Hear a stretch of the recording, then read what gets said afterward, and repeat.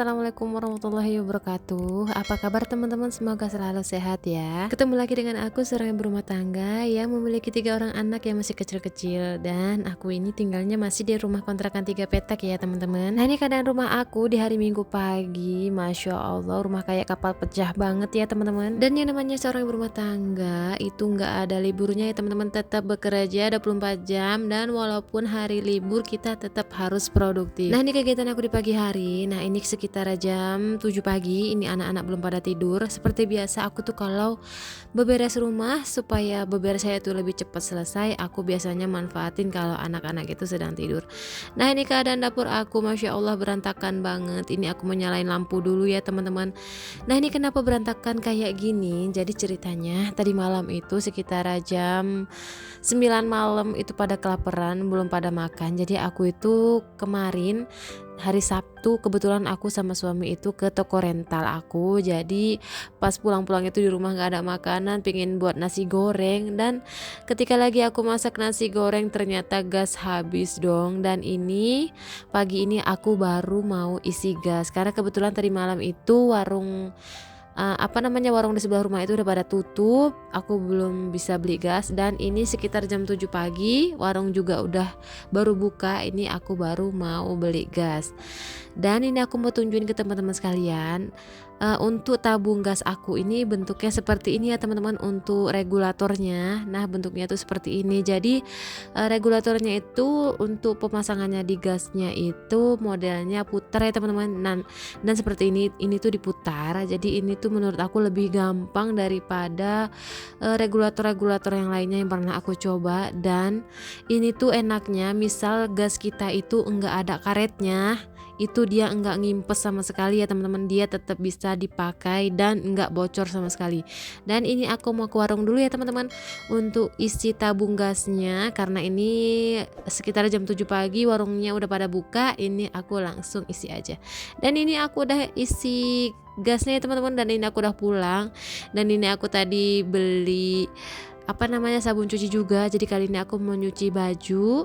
Dan cucian baju aku kali ini tuh bener-bener banyak banget belum dicuci. Dan ini aku mau nyuci. Seperti biasa kalau hari Minggu itu bukannya makin tambah kita bisa santai-santai ya teman-teman. Sebagai seorang ibu rumah tangga malah banyak banget pekerjaannya. Karena emang hari Minggu itu biasanya baju semakin banyak itu karena baju anak-anak sekolah juga menumpuk. Seragam sekolah anak itu pasti banyak banget ya teman-teman. Dan hari Seninnya harus dipakai lagi. Dan ini aku mau tunjukin ke teman-teman sekalian gimana sih caranya aku mencuci baju. Nah, ini selang air ke mesin cuci itu karena jaraknya lumayan jauh, jadi aku menggunakan selang sambungan ya teman-teman seperti ini. Dan ini selangnya nanti disambungin ke selang mesin cuci. Dan ini adalah hasilnya. Dan ini air yang keluar dari selangnya lumayan cukup deras ya teman-teman untuk ngisi tabung mesin cucinya. Dan karena airnya lagi ngisi, aku tinggal aja. Ini aku mau lanjut pemasangan tabung gas. Dan ini aku mau tunjukin ke teman-teman sekalian caranya untuk pemasangan regulatornya ke tabung gas. Nah, caranya itu seperti ini ya teman-teman, dicepit seperti ini. Dan usahakan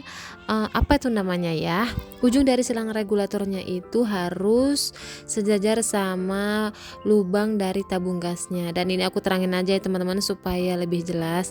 Dan caranya itu seperti ini ya teman-teman, diputar. Jadi semakin lama putarannya itu ujung dari selang regulatornya itu semakin menekan ke tabung gas.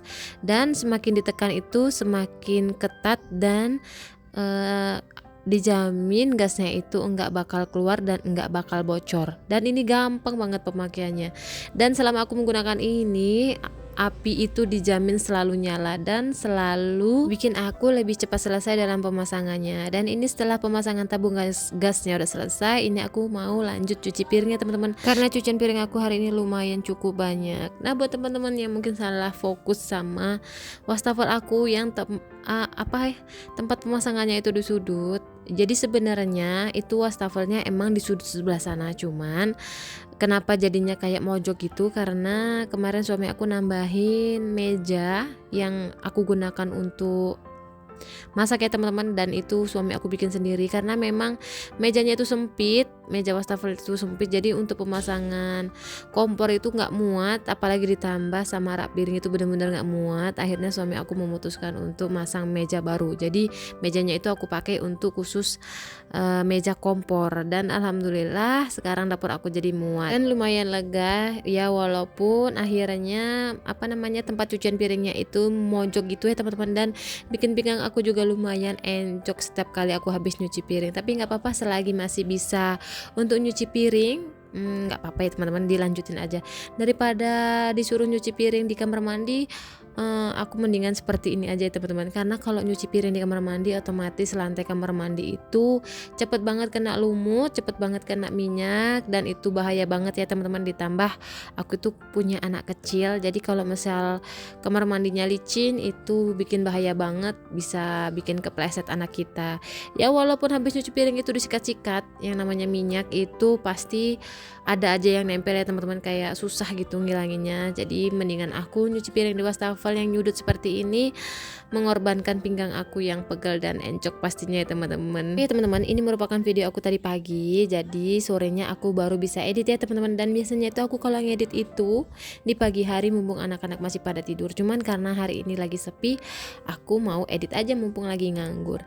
Nah kali ini aku mau beberes di bagian kitchen set ya teman-teman, dan kitchen setnya itu banyak banget barang yang gak kepake yang aku taruhkan di situ. Ini mau aku rapiin dulu, dan ini toples-toplesnya mau aku cuciin karena toples-toplesnya ini terkena minyak ya teman-teman, karena aku itu naruh toplesnya itu pas banget di atas kompor ataupun peralatan masak aku, jadi gampang banget kena minyak. Ini mau aku cuci dulu supaya nggak ada minyaknya lagi.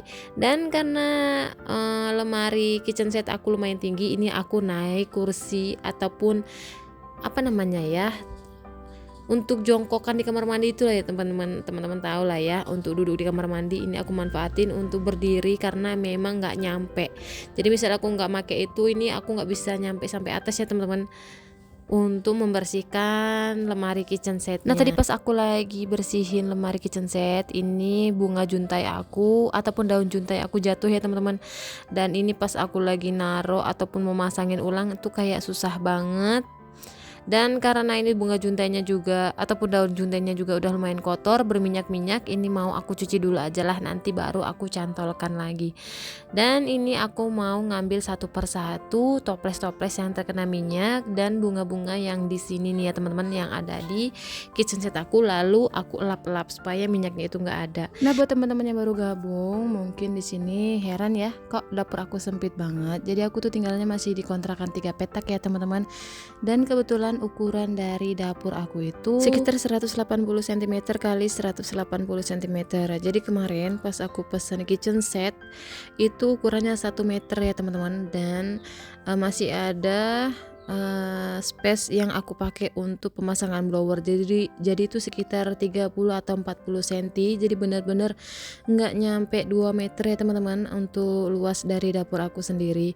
Jadi kalau aku tuh lagi ke dapur muatnya ya cuma 1 orang, jadi kalau misal ada 2 orang yang masuk ke dalam dapur aku itu pastinya empit-empitan gitu ya teman-teman. Dan mungkin di sini teman-teman ada yang bingung kenapa dipasangin kitchen set padahal kan masih ngontrak.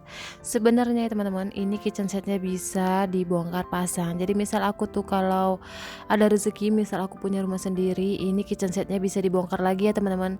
Ya walaupun agak ribet sedikit tapi enggak apa-apa, yang penting masih bisa dipindahin ke rumah yang baru. Tujuan aku dalam memperbaiki rumah atau mempercantik rumah, walaupun ya bukan rumah sendiri, masih rumah orang, adalah yang penting kenyamanan ya teman-teman.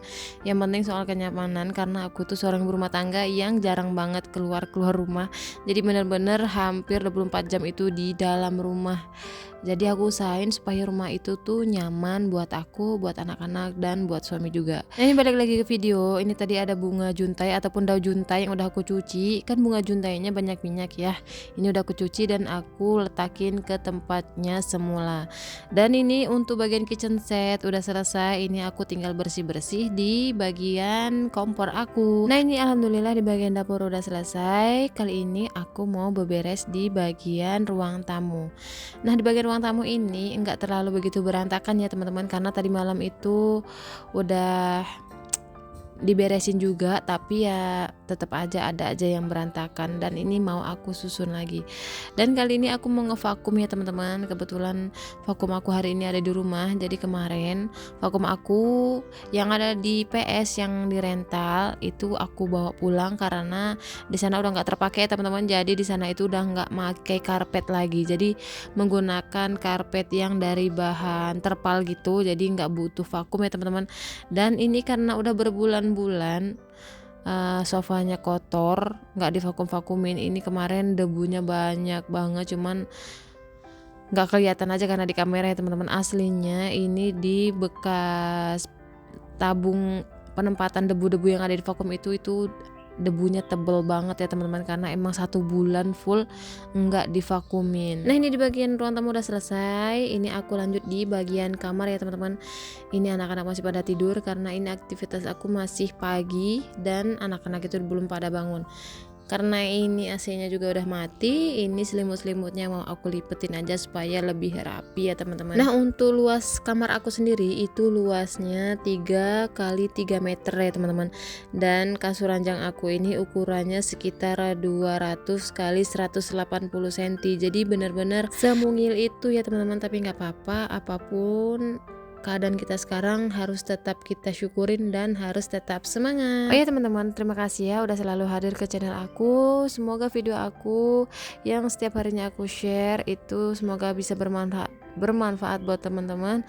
Dan kalau misal ada yang buruknya dan kalau ada kata-kata yang belepotan, teman-teman nggak ngerti sama omongan aku minta maaf banget ya teman-teman, karena aku juga masih belajar untuk membuat konten. Nah, beginilah teman-teman keseharian aku biasanya di rumah kontrakan. Kadang setelah beberes rumah, setelah masak, setelah semuanya pokoknya beres, setelah nyiapin peralatan anak sekolah, aku tuh suka bingung mau ngapain. Dan alhamdulillah aku dapat inspirasi dari ibu-ibu temen online, dan sekarang makanya aku coba untuk ke dunia YouTube. Dan alhamdulillah setelah perjuangan panjang dalam target 4000 jam tayang, alhamdulillah aku sekitar 200 jam lagi ya teman-teman untuk mencapai 4000 jam tayang dan mengajukan monetisasi YouTube. Dan walaupun masih sekitar 200 jam tayang lagi, aku tetap harus konsisten bikin upload video.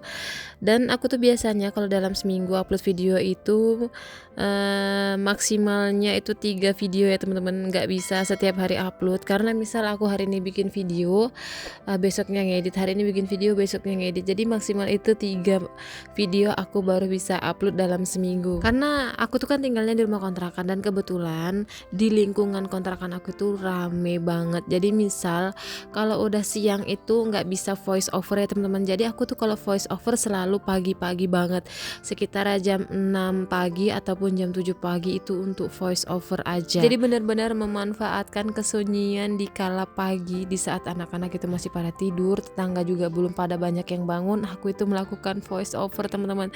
Ya begitulah ya teman-teman perjuangan aku untuk bikin konten di YouTube aku. Nah, kalau teman-teman gimana nih kalau voice over pada saat apa? Nah, kalau aku pada saat pagi hari ya teman-teman, di saat anak-anak masih pada tidur, belum berisik, di saat tetangga-tetangga semuanya belum pada bangun. Begitulah ya teman-teman namanya perjuangan. Nah, ini pekerjaan aku udah selesai. Terima kasih ya teman-teman udah nyaksiin video aku. Semoga video aku ada yang bisa diambil manfaatnya. Kalau yang buruknya buang aja jauh-jauh ya teman-teman. Assalamualaikum warahmatullahi wabarakatuh.